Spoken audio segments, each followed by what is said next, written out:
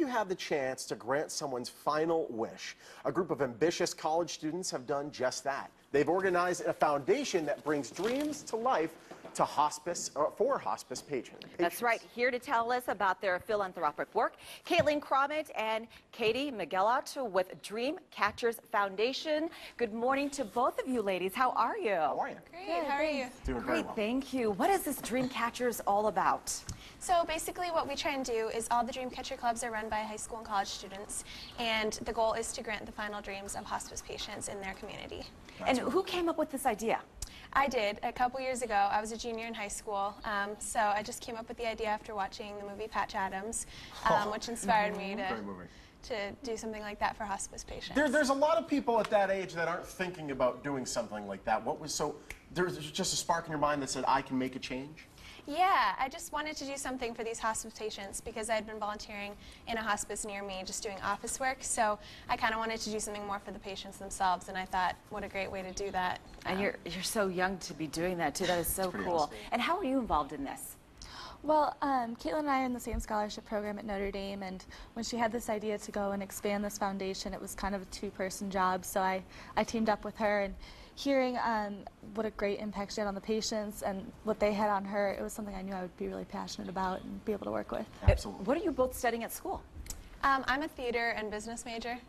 And I'm finance and econ. There we go, and that's helpful for putting together something like this. Yeah. You need both. So where do you see Dreamcatchers going this summer, and where do you see it going in the future?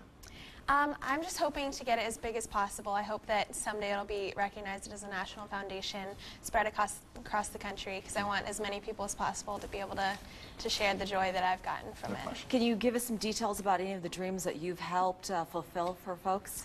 Yeah, probably one of the very first dreams that I did was one of the most memorable for me. It was a lifelong sailor, so he wanted to go out onto the boat one last time. So we took him and his family out for a 2-hour boat ride. So that was one of the best ones that I've done. And we have a picture. That's not here. a boat. Where is this? That's better than a boat. Yeah. That's gorgeous. Yeah, that was in Dana Point in California. Oh, my favorite city in California. That is beautiful. Wow, he must have loved it. Oh, it was a lot of fun. To organize something like this, how big of a job does it take to do that? You know, it takes a group of dedicated students. We all kind of divvy up different roles in granting the dreams, and so we all work together to do it the best that we can. Absolutely. There's a lot of volunteers that it takes to get something like this going. Not only do you need people to be on site for things like that, but also behind the scenes making the phone calls, trying to make things happen. Yeah. So there's always a need for volunteers, is there not? Oh, absolutely. Yeah. So how do people reach out?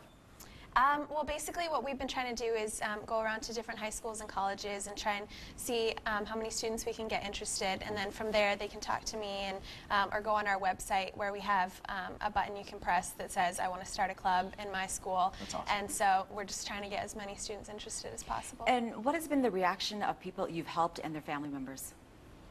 Well, this summer we haven't granted any dreams. We're focusing mainly on connecting schools with hospices. So I personally haven't been involved in granting any dreams yet, but You're putting it all into action, though. exactly. But you did it for this family, this man here Yes. in California. And tell us what that meant to him.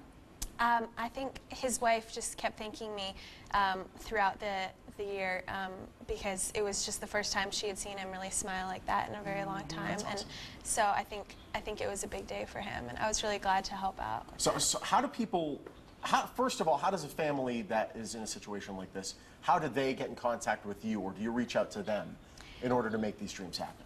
Yeah, so basically we kind of partner with local hospices. So if a patient is under a hospice in the area that we're trying to expand to, then they can reach out through the hospice. But also if there was a hospice that was interested that we weren't previously partnered with, then they could reach out to us on our website or my email address or anything. That's great. Again, where can they go for more information on that? They can go to our website, dreamcatchers1.com, and that has a lot of information about what we've done so far and how to get involved from there. And they can donate there as well. Yes. It's excellent. It's a great idea. It's awesome that you're what you're doing. Thank you so much for joining us. Thank you, ladies. Thank you so much for having us. All right. All right, help fulfill dreams by donating to Dreamcatchers. For more information about the foundation, go to Dreamcatchers1.com. You can also visit us at vegasmorningblend.com.